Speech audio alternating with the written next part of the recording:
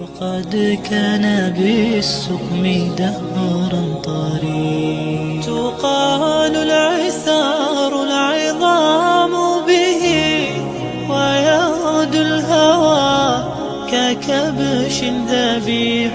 بذكر الإله تطيب الحياة، تسر أسارير وجه صبيح، تسر أسارير